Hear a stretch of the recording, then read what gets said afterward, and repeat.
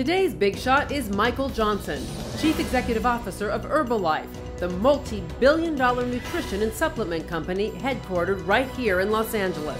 For the past decade, the noted health and fitness buff, who publicly uses the products he sells, I am a product of the product, has become a poster boy for the company, often cycling 30 miles from home to work, competing in triathlons and engaging Herbalife in sports ventures he makes his work and play.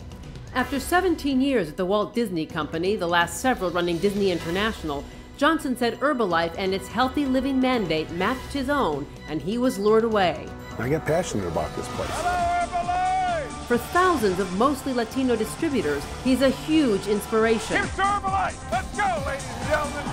God bless you! He's also been popular with shareholders for taking over and revitalizing what was a declining business. In 11 years, he turned the company from a $1.3 billion business into a $5 billion global giant today. But the past 20 months have not been easy for Johnson or for Herbalife. Not since the Federal Trade Commission, the FTC, launched a formal investigation into the company, which has sent the stock on a roller coaster.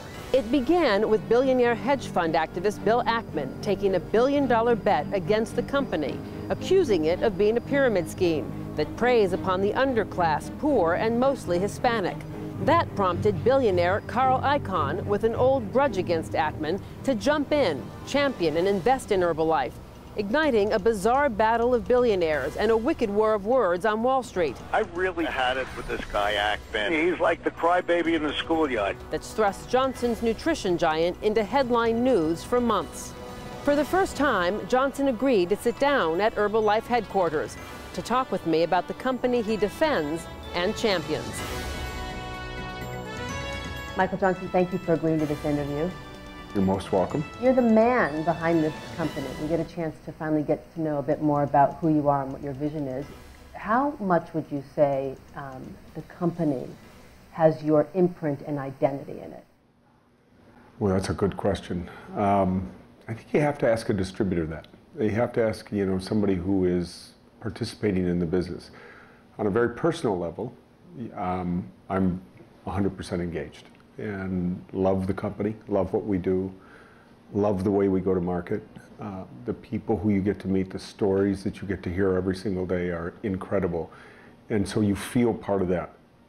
As far as an imprint, I think that's for the historians and the folks like you to figure out. I'm impassioned about this place. I am, everybody will tell you I'm OCD, in here, that no detail is too big or too small, which drives some people crazy, but so I feel very... You just gave me a tour of the company, and you know every minute detail of every division, its history, the ingredients to products, seeds that go into making your soy products. To what extent does your passion for fitness and nutrition, which you are emblematic of and have been for a long time, even before you came to Herbalife, how much of your passion is now reflected in the brand? Probably too much.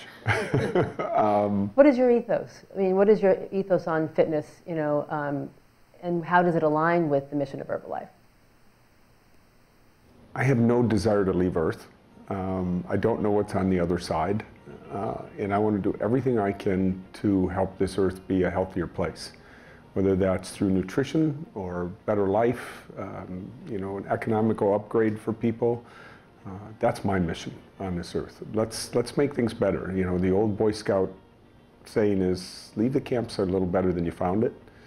We can argue about the definition of better, but I think getting people healthier, giving an economic opportunity to people who may not have had one, is a pretty good thing to do. And so I feel pretty strongly that we're doing a good thing here. I know you don't want to get into too much of the tit and tat accusations that Ackman has leveled, but how personal has this been to you? It's not just attacking your company, it's attacking your integrity, your ethos, your vision for this company. Ignorance it creates a lot of false impressions. And I happen to think that our attackers are ignorant about what we really do and who we really are. This is a war, and for any of us to think otherwise in here would be foolish, because this guy has spent $50 million to try to ruin this company. Name another company this has ever happened to. This is unique in the American business landscape. There's nothing that's ever happened like this before, and the tactics that are being employed against us. And someday when the book is written, people are going to go, "You got to be kidding me.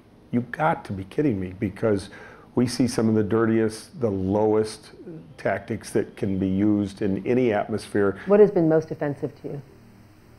You know, I think that there's been areas, and I don't really want to talk about them, that have touched over that have been very personal. You know, that have things that have happened in my life that before all this happened never occurred before, and it's just, it's stupid and it's sad, and it's you know, I could get angry about it, but we're going to just keep building this company. It's just going to keep getting better. Oh man, how do you find something bad into something that's improving people's lives with better health and nutrition and giving an economic opportunity to people? What other CEO gets to, other than all the tech and all the crap that's going on out there, what other CEO gets to walk into their job every day going, I'm improving lives today. I'm making people healthier and better. Their stories are real stories. You know, at Disney, we sold stories and we told stories. We're really good at it. Here we create stories. We are the story. People's lives improving. And you're moved by the stories. How could you not be? You'd have to be the coldest human being on earth. And every one of these big events, I spend time with probably 10 distributors who are distributors starting their business, on their way up, trying to figure it out. And you're moved to tears in some of these meetings. I mean, you'd have to have a heart of stone not to be. What is the status of the investigation? Well, we're going through a process. We're working very closely with them. We are very, very confident that as the FTC comes to their investigation finality, or they get all the facts on the table, they're going to go, this is a pretty good company. Your stock price has taken a hit. What do you say to your shareholders on how they should rally to ride out this storm? We're highly profitable. We're going to continue to be highly profitable in this company. Stock price is emotionally affected right now. I mean, you watch it one day to the next. Somebody says something, you know, what I call these knuckleheads in bathrobes who blog. You know, they're out writing something, and our stock will move 8%. And you're just like, what? There's no fact. We're going to be just fine. This company's going to be stronger and better than ever, and that stock price will reflect the value that's truly in this company. How big a difference was it for you and for the company when Carl Icahn jumped in and took 17% and 5 board seats? Well, Carl is a wise investor, and people understand his wisdom, and so his was obviously a strong confidence move and a good move for him, and a mark of confidence for us. And so we have Carl's representatives on our board. They've been phenomenal. What's the best counsel or advice they've given you to ride this out? Patience is a big part of the game. Be honest. Keep the performance of the company up. You know, don't let this guy get under your skin, and just keep moving forward. Keep moving he does, not just as an avid fitness buff, but with his extensive travels for the company. Johnson traverses the globe promoting Herbalife in extravaganzas to thousands of distributors worldwide, where Herbalife is growing as a global leader in nutrition and weight loss. Since I've been in Herbalife, I've never seen this kind of success. Congratulations to you all. What do you think makes your product so popular and so successful? I think our people do. I think the results, the success stories, the ability for person-to-person sales. I think our person-to-person sales and our service orientation is very disruptive to the marketplace. On a tour showcasing a prominently displayed history of the company, from when founder Mark Hughes started Herbalife in 1980 to today, Johnson proudly touts Herbalife's expansion into 90 countries, alliances with UCLA scientists and Nobel laureates, dedicated to advancing quality in the product lines. He is especially proud of the vast sports products and team sponsorships cultivated on his watch, the most coveted, the LA Galaxy. This, as they marched to this championship, was a very special time for us because we felt in concert with them. Our company's getting bigger, stronger, and better, and they're getting bigger, stronger, and better. There's a very, special relationship. They're using our products daily. They're big fans of ours, and we're big fans of theirs. It's a great relationship. So we also sponsor specialized biking events around our endurance product. Who's that? That's me. That's you. This is the Leadville 100. This is considered the toughest bike endurance race in the world. And how'd you do? I'm just at 10 hours. That good? And if you get under 12 hours, you get a buckle. And about 2,000 people are in this, and about 60% make it under the 12-hour mark. But this is this is the real deal. Can't fake that. No, no faking it out there. Nor, he says, in here. He says he's got a top team and quality products. This is a great company. This isn't a good company. Any suggestion otherwise, says Johnson, is ludicrous. It is uninformed. It is, to us, unintelligible, and they can make an intelligible argument to elites and say, we don't like that direct selling business because it's those people down there and it's those lowlifes. Well, you know something, guys, get out of your limousines and understand how the world works. Your number one critic has been defined by his passion, vowing to take down the company, go to the ends of the earth to do so. He's made this very personal. The company's personal to me. He's not. He's just misguided. He doesn't have a product. He doesn't employ people. He doesn't create jobs. He doesn't have a massive worldwide distribution system that's helping change people's lives every single day for the better, that's helping them lose weight, get healthier, creating clubs and communities around in food deserts and helping people improve their lives. That's not part of his life. His life is about making a buck. Our model is completely defined. It is completely. Every penny a distributor makes is earned from a sale of a product. It's being confused by these guys because that's to their advantage. None of their pay is defined. Define a Wall Street hedge fund head's pay. What does he really make it on? Do you believe that he thinks you're really harming the underserved? I don't know what he thinks. You know, I see his passion. I've watched his presentations, and we were aghast when we saw, it's a complete misunderstanding of who we are and what we do, and it's positioned for his argument. And yeah, he's found a few outliers. There's always going to be in any industry, in any organization, whether it's a police department, a fire department, a civic organization, there's going to be somebody who's not following the rules. We've had people like that in our organization. We have some today, but we've got 1 million people selling our product or more, part-time out there, and they're not always going to do everything right. And we try to work with them as hard and vigorously as we can to make sure they're on the right road. And we're fixing that in this company. But how are you fixing it? Yeah, we have a ethical group in here, a group that works with our ethics and compliance. It's incredibly strong. We've worked very closely with our distributor leadership to say that the future of this company is based on honesty and integrity and truth, and that's the ethos of this company.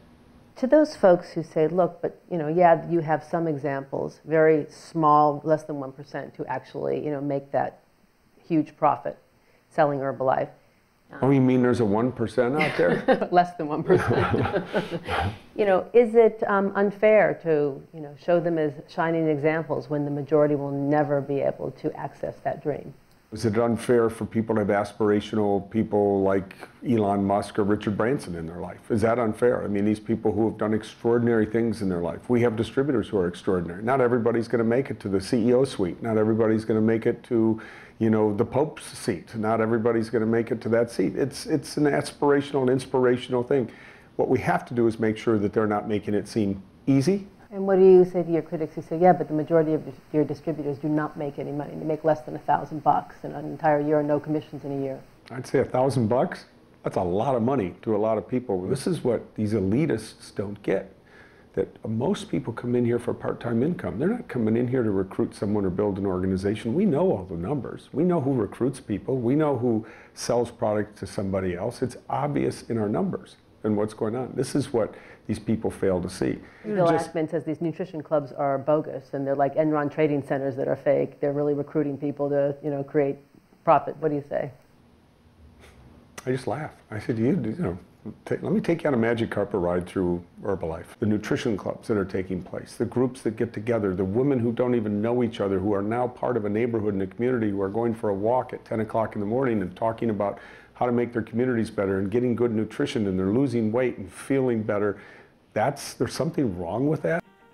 Critics also accuse Herbalife of targeting and preying upon Latinos, exploiting a vulnerable Hispanic community that makes up 60% of his distributor base.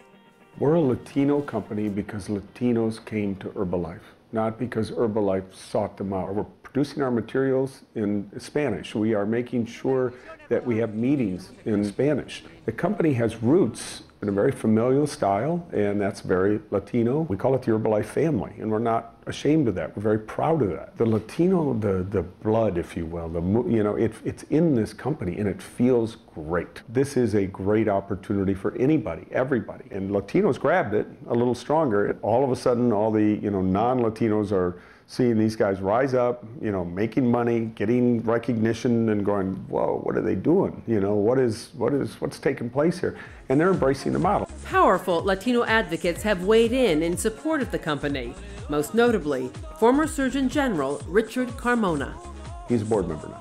He went from, I'm just going to take this meeting to be polite, to I want to be part of this. He said, you have here what I wanted to do as the Surgeon General of the United States of America. You have a health system that is active at a community level. And I said, yes, yeah. And that's what our enemies don't get. In an office filled with photos of his family and deep-rooted LA relationships, it's clear Johnson has a lot of support. It's also clear the attacks hurled against him and his company have not been easy. I am bewildered by these arguments, frankly. I understand what's behind it. I'm a big boy. What is behind it? Money. This is all about money. Would you ever invite Bill Ackman to tour Herbalife in your facilities and see your operation? Sure. First on your priority list? No. No.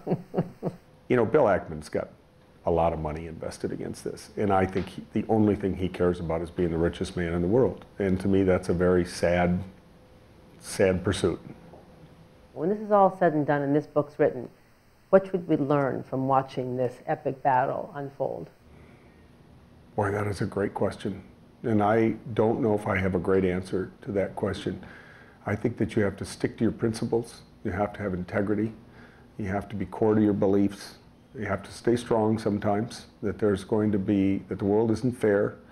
And, we're seeing some of the unfairness. And it's been a lesson for me. Some things have been uncovered. A little of my naivete has gone away, which is sad. It's made me more suspicious about certain things. Things he can't talk about right now. What steels his resolve? He says conviction in his company, core values he learned from his parents, and a deep sense of responsibility. I have a lot of people that I feel responsible for every day, which is sometimes tough, but it's a mantle I'll grab and take. I'm okay with that. These are wonderful people. I feel a huge responsibility to them. That's why I'm very impassioned about our company and the position that we're in right now with some of the things that are happening right now. My mother and father were incredibly strong influences in my life, and integrity was the name of the game in our house. If you did something wrong, own up to it. Just never tell that lie, because you're going to lose the trust. And I think what we've done here is we've built an integrity and a trust in our organization, in our people, in our product. And if I'm the one out in front leading that, okay, I'll take that responsibility. I look forward to coming back when the investigation has its conclusions and we can talk again. We're on a very good road here. Thank you. Thank you. Michael Johnson with Herbalife. And I'm Giselle Fernandez with Big Shots. See you next time.